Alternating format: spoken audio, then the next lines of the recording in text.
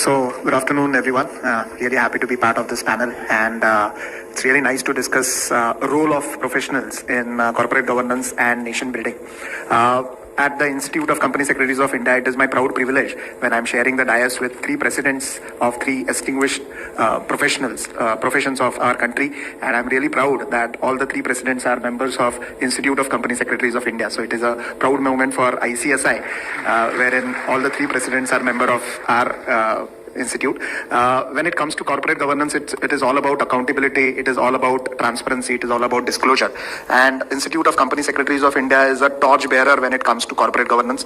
We are the one who make professionals who are leaders in corporate governance when it comes to developing capacity building also in respect of PMQ courses like post membership courses. We are the one who have started this corporate governance diploma for our members so that they can get that capacity built and they can disseminate this information about capacity building.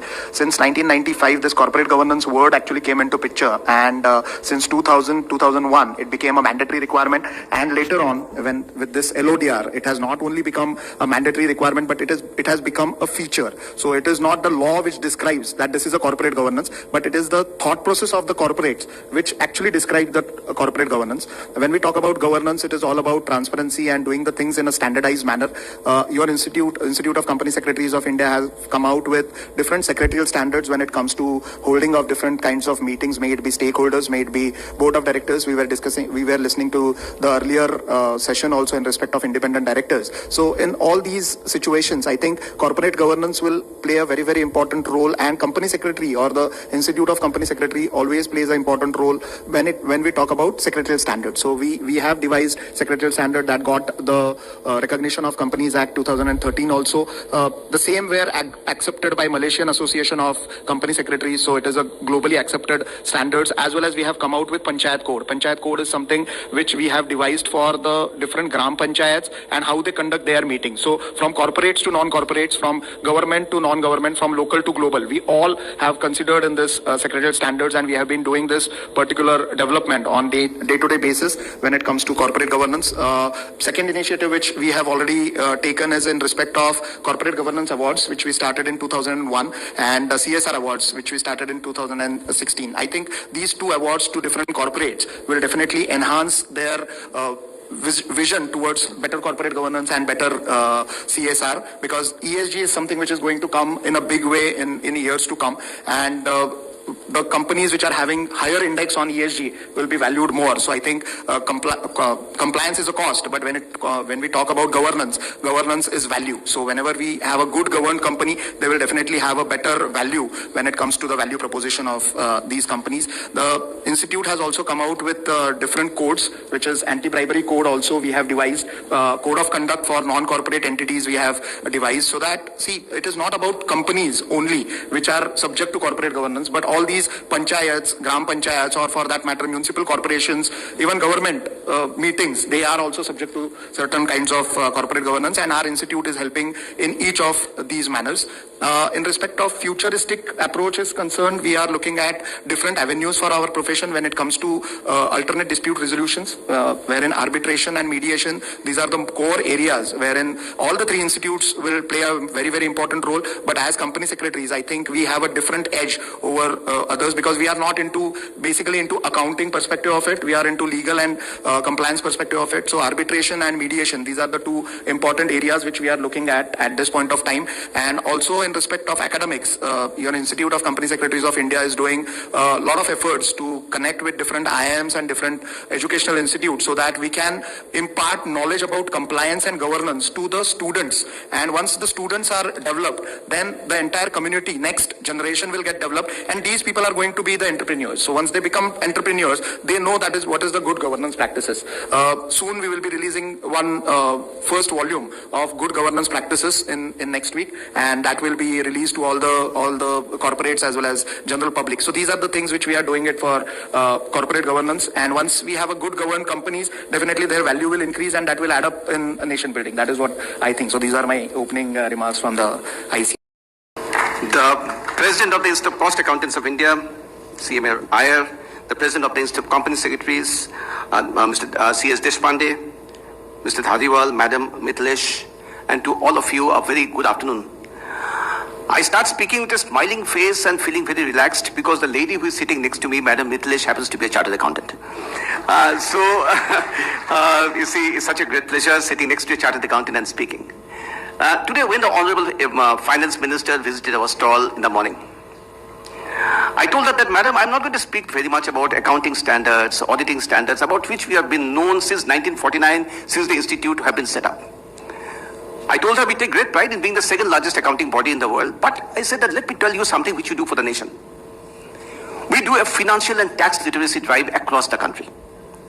166 branches, 5 regional councils, they go spread all over the country, teaching people, housewives, elderly, about the rudiments of finance, rudiments of taxation. And we take great pride in doing that. You see, so that is how, we are trying to see that how much we contribute to the nation building. But as an institute, we also take great pride in being innovative, being forward-looking, and being modern. I have in front of me the Vice President of the Institute, Aniket Talati, who is in his 30s, one of the younger members in the council. And he always tells me that technology is the future. Technology is changing. He says, let us take technology as an enabler and not a disruptor. And every time he says that, and the whole council says that, I agree.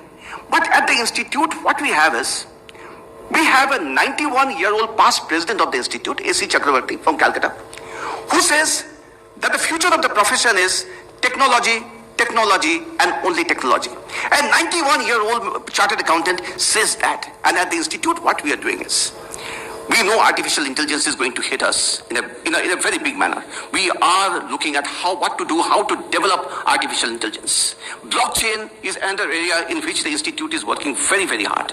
Cyber security was talked about, data analytics, we are doing a lot of work on that because we are trying to see that there is going to be huge change from the view of digitization, and the Institute must be ready for it. So we are doing everything possible. Now we have a lot of practitioners who are small and medium. Now, how to reach out to them and give them the best of technology? What we are developing is audit tools. And we are proposing to give them free of cost and provide training to them so that they are, aware of the latest that is happening vis-a-vis the technology, the latest that is happening in the audit. We are, and I was telling Madam, the FM Madam, with great pride that we are the proud host of the World Congress of Accountants. Now, the World Congress of Accountants is called the Olympics of Accountants, held once in 4 years. It's being held since 1904, and India is hosting it for the first time in Mumbai from November 18 to 21st. But, when we were developing the theme of that Congress, and we were brainstorming, 2 words came up. And it was a unanimous view of the whole organizing committee that these 2 words must find a place in the theme of the Congress. 2 words, building trust, and trust was one of the words. Enabling sustainability. Sustainability was the second word. The feeling across is, what is a profession without trust of the stakeholders? What is a profession without the trust of the nation?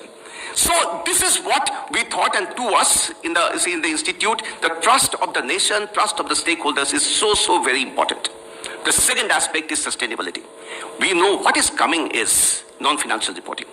We will have to report or provide assurance on the non-financial side. And we are getting ready for this. We have developed and enjoying the trust of the nation. Thank you very much. Co-presidents and delegates. As we know that today, very important day as far as corporate governance and other areas are concerned. And corporate governance ensures the transparency, which is leading to economic and balanced growth, which in turn protect the interests of all the stakeholders. So as a professional, it is our responsibility to ensure that the right approach is made for corporate governance, where the directors and board is able to get the required support from the professionals. And good governance can be achieved by the use of systems that ensures consistency and good practices. Most importantly, it is the system which is having the highest level of for the organization. We are aware that the availability of the professionals in the country is a backbone, and where the globalization is taking place, the professionals are the backbone of the corporate, and where the corporate should be able to get the right system, right practices, so that they'll be able to progress and grow for the economy and the industry and the nation. So which the professionals should be able to provide the required support. And our institute is able to train the professionals, and wherein they are able to get a required skill and cost and management efficiency, and how the use of the resources effectively. Optimal utilization of resources is more important for the conservation of resources and economic development, which our members are able to ensure it. As a cost and management professionals, we are always helping the industry and the nations by offering our solutions for the sustainability of the business growth. And after the pandemic, we have brought two important guidance notes, and wherein the board performance and how the tools and what all the things required for the post-COVID, post-pandemic importance, which has been received well by the industry and other authorities. So, which is very useful for this. And our guidance note has been used by the International Federation of Accountants, IFAC, and CAPA and SAFA, and wherein they have published same thing in their websites as a resource material. And the same thing has been published in the Institute of Directors also in their July 2020 issue. Being the largest body of the cost and management accountants, it is our responsibility to bring various technical guides and technical support. And one of the areas where we are taking up as per the requirement is that where the internal audit and present system can lead to performance appraisals of the corporates. Where today environment, if you take the vouching and verification and those things are not there, and the whole accounting and auditing scenario has completely changed. So in this scenario, how the professional should be able to ensure that the auditing and accounting scenario leads to performance appraisal of the management for the sustainable growth of the industry, economy and the nation. So those guidance note we are bringing, which will be available to public, and already we have released the exposure draft, where we require all of you to give us your opinion so that it can be a better updated and upgraded document. We, as a profession, and ensure that the independent directors are adequately getting all the information on cost management, and wherever the cost audit mechanism is applicable, our members are able to submit a report where the performance appraisal and whatever required by the management is able to establish, and it is very well used by the independent directors and board for enhancing their operational profitability performance. And as a professional, our cost management accountants are value enabler, value creator, value reporter, so that how to add the value to corporate is being done by cost and management accountants. And to enable the youth to get trained, we are having various courses, short-term courses as well as long-term courses. We have entered into MOU with the various state governments also. Kerala, Uttar Pradesh government, last week we entered the MOU with Uttar Pradesh government, Maharashtra and all, where the skill development is taking place for various lakhs of students who will be able to be employable at skill development. So they'll be able to have their own entrepreneurship also, so that they'll be able to contribute for the economy and the nation and the society. So these are the people where we are able to reach the unreached, and maximum support will be providing to the various institutes of the government. Whatever the schemes of the government, whether it's Atmanirbhar Bharat, Amrit Mahotsav, Smart City, GSC, whatever it is, our institute is doing with all our 114 chapters and 11 overseas centers also. We have conducted large programs with our London overseas center also, where we are able to reach the whole global community of cost and management accountants also. We have entered into MOU with various universities and educational institutions, so that we are able to reach the students at various places and various regions and various areas to develop the youth to skilled employable opportunity. And we are progressing very well, and we are able to reach and unreach with the support of various authorities and the government. And it is, as a professional, it is our responsibility for us to contribute for the economy, nation and all that. The global progress is powered by nations. National progress is powered by economy. Economy is powered by competition. Competition is powered by resource investment and innovation. Innovation and creativity is powered by management stewardship. Employee productivity, quality of the product and quality of the services. Quality of the product and quality of services provided by employee productivity. Employee productivity is provided by employee motivation. Employee motivation is provided by quality management stewardship. Management stewardship is provided by quality leaders. Quality leaders are provided by we the professionals and you and who will contribute for the economy and the nation. Thank you very much for the opportunity. Thank you.